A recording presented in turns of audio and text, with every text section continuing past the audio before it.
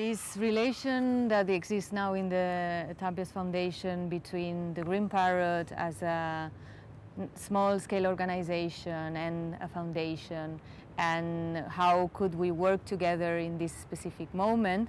The first reference that came to our mind was Art Angel, and how to produce not only exhibitions in the White Cube, but also sort of make things happen as projects and outside, and also not only exhibitions, but producing works as well. So I was wondering, like, when you started as well, coming from an institution, which was the motivation for you to move away from that? Well, firstly, I like very much the idea of what you're trying to do now of the Tàpies Foundation somehow adopting you or giving you a temporary working platform. I think that's really interesting, symptomatic of the way that, you know, people involved in the arts needs to work within the ecology of today. So I guess you know, Art Angel was set up 30 years ago, not by myself, but there was a previous director, and it was set up in relation to what the arts ecology of that time was, where broadly speaking, there were a small network of spaces, museums, galleries, and the like. And then there were some opportunities within more kind of conventional sort of public arts commissioning. And then there was, as there always has been for a long time, a kind of a sort of hum of community-based activity too. But somehow, if you like, there was a triangle there. But we, because I always worked at Art Angel with my colleague Michael Morris, felt that there was some kind of fluid space in between, within this sort of triangle of opportunities, which might be more useful and maybe more exciting, a space within which artists could develop, you know, exceptional projects. Exceptional as in the kinds of projects which didn't fit naturally into this kind of pre-existing structure. So it was taking account of the structure of the time and what we felt could be additional to that. Clearly, there have been many changes in the last 25 years, and we've tried just to be adaptive as an organization. I sometimes think that Art Angel should be, you know, even taking on board our history, should be as shapeless as possible. I mean, I think we should be able to remake our shape in relation to the ideas, the dreams of artists, and also the changing expectations of audiences. So we try not to be too fixed. Mm. Yeah, exactly. I found very interesting when you mentioned that there's a certain ecology right now. Where does Art Angel start in this ecology, where, you know, public funding has changed completely, especially in the UK, and where would you see yourselves now? Like, well, it's a very interesting question. I mean, we try and place ourselves at different points. So they would range from you know, working on a spectrum of projects, from, you know, say feature film projects, because or let's say, or large-scale video installation projects, which themselves need a certain kind of production, through to over the last few years, we've been getting involved in more longer-term projects, in a sense trying to rethink what has been and is sometimes a kind of habit, which is to think in terms of exhibition durations, because that's somehow what conventionally seems to work in relation to money and publicity and all of that. But to think about projects such as the one we recently opened, well, recently, 2 years ago now, with Cristina Iglesias in Toledo, in Tres Aguas, which is, you know, a multi-part work. It's one work in 3 different places, and it builds its audience slowly over time. So I think that model, which is quite difficult to bring to fruition, is one that's of real interest to us. And then we continue to make works quite intensively with particular groups, communities of people or communities of interest. So there's not one place that you will find Archangel situated. Except, you know, we like to think that the place of the potentially exceptional, you know, as in works which really need a long-term and intensive collaboration with an organization which can, you know, put a lot behind the projects in terms of, particularly in terms of time and energy, as well as, you know, money.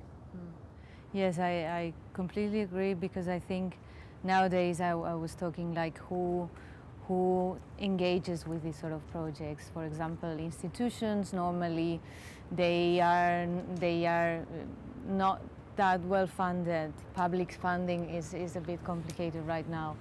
Biennials and so on, which used to be also organizations that, you know, produce, and you had long-term projects also. Sometimes they seem to be like giving the weight to the artists, the galleries as well. So yeah, I think that this is especially in film or these sort of long-term projects that there needs to be like an agency or someone.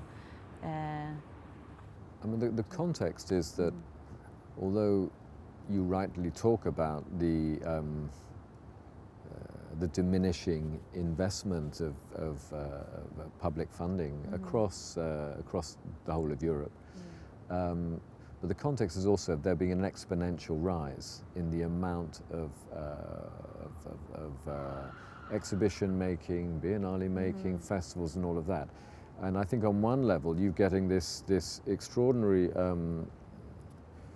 quantitative increase in production. And the challenge is how do we find the space to make sure that within that there's enough for a kind of qualitative focus. You know, and this is really not against you know, the proliferation of biennales. I mean, I think they serve, you know, it's easy to be critical, but you know, if you're in a place which doesn't have that much exposure to contemporary art and a biennale comes along, it's a pretty, you know, it can be genuinely you know, valuable. So we're trying to find, you know, taking on board this huge increase in production or whatever. How can we be single-minded in terms of identifying and bringing into the world not lots of stuff, but you know, particular specific projects which we hope have the capacity to, you know, to count. Yeah, and that's where long-term, very long-term. Well, certainly long-term collaboration, or mainly long-term. Sometimes we do quite quick things too, but when again the need is there. But trying to find projects which have maybe some enduring impact, either because they still are there, they still can be seen somehow, or because their impact or their legacy outlives their first lives. And I was thinking maybe now it would be a bit different, but there's a well, when you think of Archangel, it means like these amazing places, and there's a lot of vocabulary on spectacular and, you know, the experience and so on. But somehow you've managed to not becoming, you know, this only event, but sort of keeping a quality and working closely with the artists. I think this is a very fine line. Well, the simple, I mean, the most simple way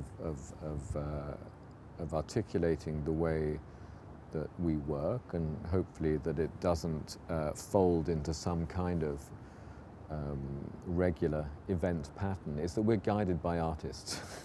And we're guided by artists towards quite challenging and quite difficult projects, which take often a lot of resolve and imagination to produce. And they take us to very different and very special places. One might say they actually make those places. I mean, they already exist in the world, but they're then transformed by the I mean, we think of place as a kind of material which is transformed by the work of by the imaginative work of the artist and the audience into something else and something different. So you know, what we've seen is a gradually evolving taxonomy of different approaches to places. And you know, there are patterns within this. We've made various works in relation to domestic houses, various works in relation to the experience of the street, etc. But it's the fact that artists are constantly seeing these places in a different light, which enables us, I think, to keep moving forward and hopefully not. I mean, not to think. We're thinking of the process and of what the work needs, rather than what the work will be in terms of an event. And not even also the figure of the artist somehow is diluted. There's not that much importance on who is the artist that's making the work. Or Well, they're very important to us. Yeah, of course, because I mean, they're fundamentally important. They are at the heart of the whole project. And it's not to say that these are necessarily ego-less journeys. But on the other hand, we all, you know, whatever the drive is to realize them, we kind of share that drive, that belief that this should be made. But what we don't do, or have very, very rarely done, is to see something which has had an exceptional effect somewhere else in the world. Let's say, like, you know, a big Jeff Koons, you know, huge monumental puppy, for example, and say, okay, we could bring that to London. Knowing that, you know, of course, you could bring that to London, you could raise lots of money, you could put it in Hyde Park, and it would be phenomenally successful. But that's not what we do. Yeah, I suppose what we do is more related to create a content as well, not only, this specific. Yeah, it's actually to try and build the work, the idea of the work in relation to the idea of a place together in some kind of double helix. So it's not like you've got the work and then the place and you just go like that. They develop in rather complex ways. So they always, like there's not one thing before the other, or sometimes it's one thing. There often is one thing before the other. There is an idea. Yeah. You know, I don't think these projects work because you're looking for an idea. You need an idea which has a kind of a succinct but sharply defined core. Without that spark, you know, it's unlikely we'll be able to sort of develop it.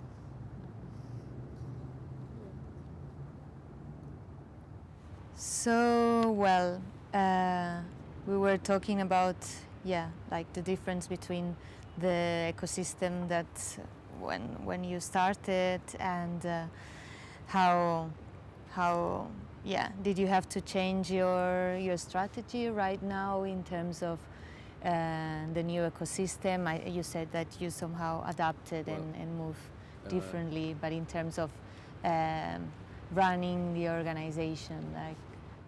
I mean, we're always trying to adapt in relation to what we see the needs of the next 3 to 5 years or so. But from the British point of view, and I'm talking within the field of the cultural economy, the ecosystem is more friendly now than it was when we started. So we shouldn't sort of somehow, I mean, even within the sort of period of retrenchment, if you compare the situation now with the situation 15 years ago, it's our work is better resourced, and there is more capacity to bring on board partnerships, international funding, private patronage of many different kinds.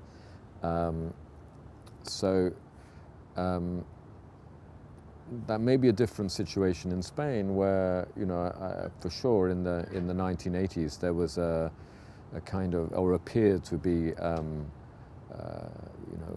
a flood of public money in different regions to kind of get a sort of critical culture going after a long period when it was obviously a fairly sterile and difficult environment, controlled environment.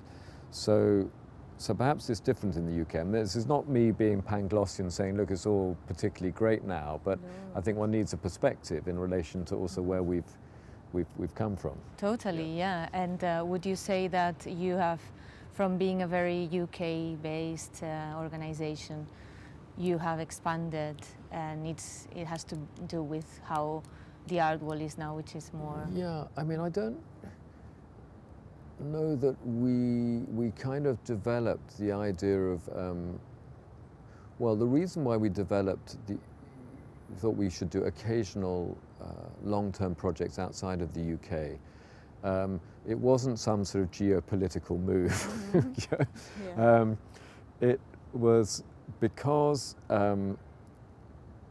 we found ourselves having conversations with artists, and conversations are always about what could be really interesting to do. And in several occasions, sort of conversations come, would it be maybe not so interesting to do just another project in London or the UK, but to think of a way of working in a place which was of particularly meaningful, particularly important, particularly formative to that artist's work.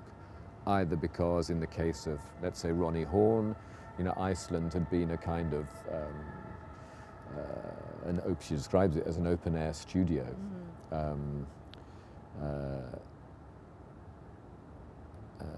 Small enough to get lost in, but large enough to find yourself. Or in the case of Mike Kelly, we worked on a project in Detroit with Mike over several years. Not easy to sort of make happen, but because that's where he was born and spent his formative years, and those formative years were formative to his conception of his work as an artist. So, but again, to give that context, there were several artists we worked, and we've realized actually only 3 projects of that kind, compared with probably over 100 in the UK. So really, we are a British-based, a London-based organization, and most of our work materializes in London or elsewhere in the UK. But we've always thought of ourselves as an international organization, even at the beginning. Well, you work with international artists. We always felt that was very important. Yeah, and also your work is seen also in an international level.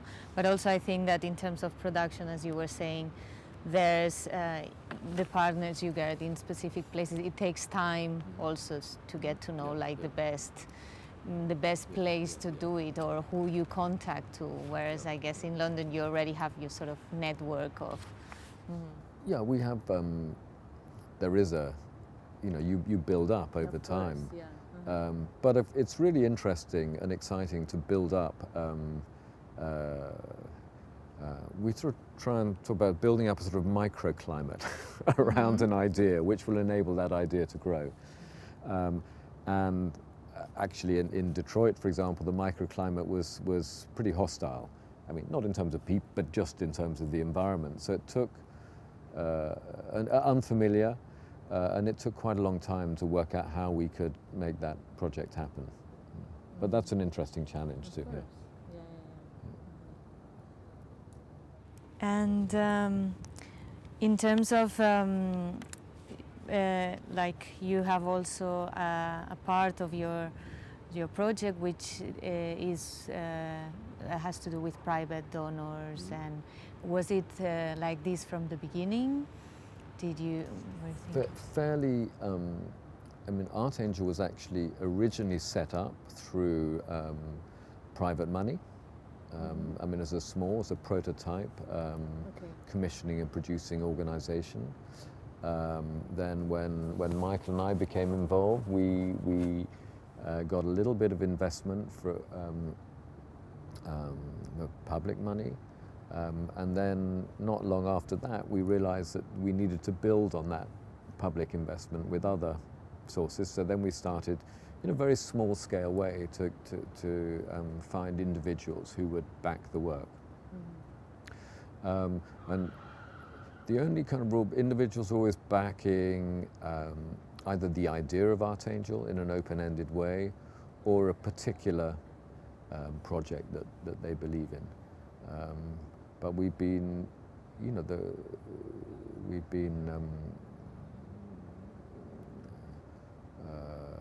fortunate to build. I mean, I think have been part of, let's say, a more entrepreneurial approach to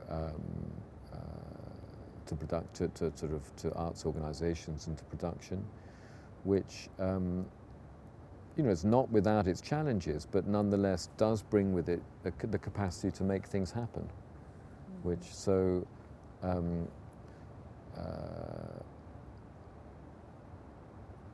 this combination of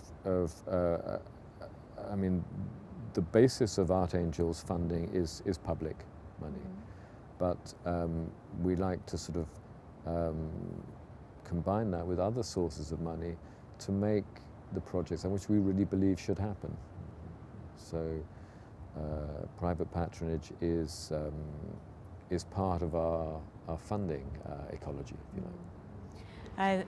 I think, well, this, in a sort of keeping the distances with the Green Parrot, it's been a project that coming from a specific context and moment, which is Spain after economic crisis, which means like public funding but is very, very small and sort of difficult to grasp because it looks also to another moment in time of big infrastructures.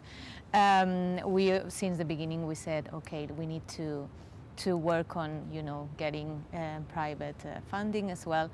But we found ourselves in a position that mostly people would be more interested in having something, keeping something like an object, or whereas in your model is specifically not that, like having an experience or. Sometimes it is, but you need to. It's complicated, but. I'm sure that within the Catalan situation, there must be a nucleus of people who are ready to have their desires developed in some way. So it's not. So it is related to experience rather than ownership, shared experience rather than ownership. I mean, Han Nefkens is a very good example of that. It's absolutely about sharing experience. So.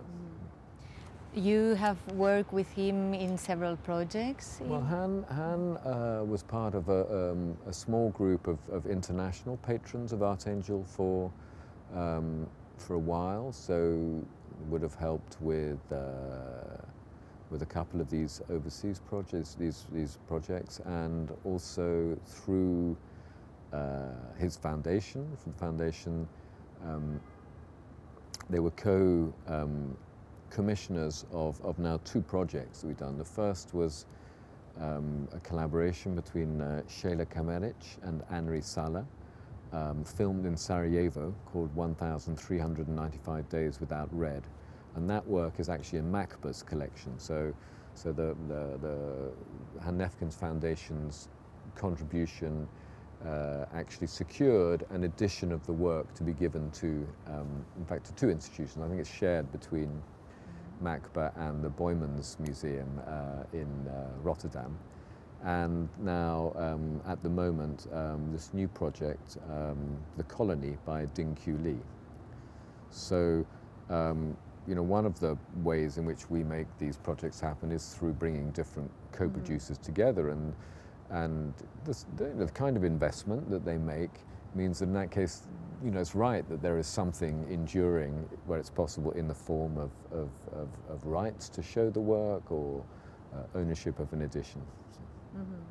So that's how the model works when it's related to an artist making a video installation or a moving image project of some kind. I was going to ask you as well, like, where do you see it in the art market, like in the commercial scene? Like, how is your relation with galleries, or you prefer to sort of? You know, I think our guiding principle is that we are interested in working with anyone more, you know, within certain kind of ethical guidelines, who wants to get behind that project, and since getting behind, not putting themselves in front of it, saying it's about them, but getting behind it in terms of saying about helping this artist realize the work, making it materialize in the world. And commercial galleries, like private individuals, like public funds, are all important parts of that mix. And you know, one of the potential advantages of I mean, I think the key for us is not about funding which says we want the work to happen here, as well. We want the work to happen in my place. It's about we are interested in seeing the work happen there, and there meaning the place that the artist wants it to happen. Yeah, so it involves a generosity of approach, you know, wherever you're coming from.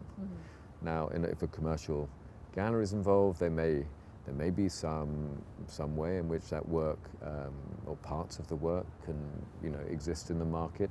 Well, that's okay. You know, so long as the work is made, not because it's commercially viable, because it's what the artist really urgently needs to make at that point in their life.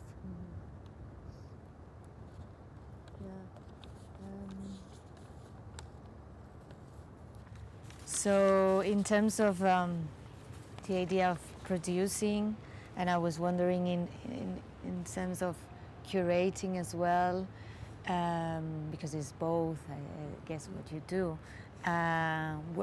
Would you see yourself more into one role or the other? Do you work with curators as well, of course? Or? No, I mean, we see ourselves primarily as producers. In the sense that if you think of what the work as a producer means, and people mostly equate that with film production, let's say. You know, it could be theatre, but let's take the analogy of film production. Well, you have an idea, and then you work, you know, if it's film production, you work to have, you know, a treatment. You build a treatment of what that idea will be. And then you might make a storyboard. And then you're involved in finding locations and casting, and then making it happen, and then presenting it in the world. So that's analogous to the way we approach most of our projects, actually. It's just not necessarily in terms of, you know, storyboard, casting and all of that, but I mean, maybe we're casting a space rather than, you know, some actors. And maybe we're developing a scenario which isn't a narrative, like in a treatment, but nonetheless is an elaboration of the original idea. So, and then we have to raise the resources, and we have to make it happen in a timely manner. So I think the idea of production, so the logic of production in a way, informs a lot of what we're doing. Curatorially, when we say where does that come into it? Well, we're not often working with objects that pre-exist, which exists beforehand. Occasionally we are. I know that, you know, people like, well, curare is about looking after something. So of course we are looking after relationships. That's extremely important in our work. But I tend, perhaps it's an old-fashioned view, or a conventional view of curatorial work is primarily coming up with a conceptual blueprint in which works which already exist can be configured. That's a way of curating, yeah. So in relation to that way of curating, not so much. Although we are working on a curatorial project right now, which is, the thing is with ArtAngel, there's always, you know, we're interested in exceptions rather than rules. So even if we say, well, we don't curate group exhibitions, well, that's exactly what we're doing right at this moment. So, for the first time. What is it? It relates to a very special site. It's called Reading Prison, which is a prison built in the 1840s just outside of London, but of particular interest to us because it's where Oscar Wilde was incarcerated for 2 years at the end of the 19th century, essentially for being gay, and where, I mean, the experience broke him, I mean, physically broke him, and he died 3 years afterwards. But it also,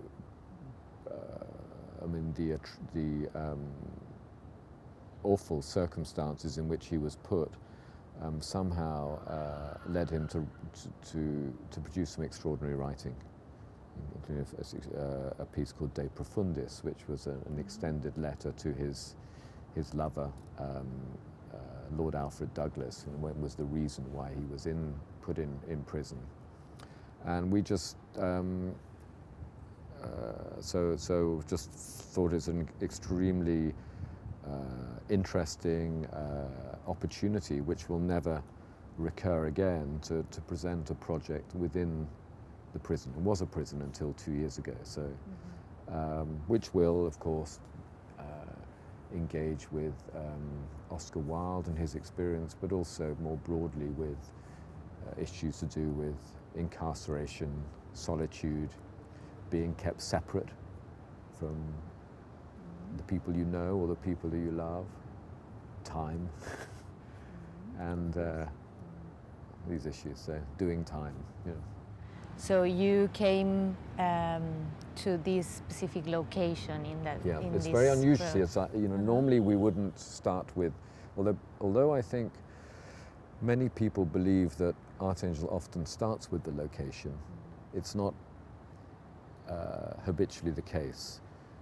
Normally, as I said, the artist's ideas lead. They have maybe a kind of place in mind, but not a specific place. And during the talking and the walking together, we somehow arrive at the place which seems to be the place that the work needs.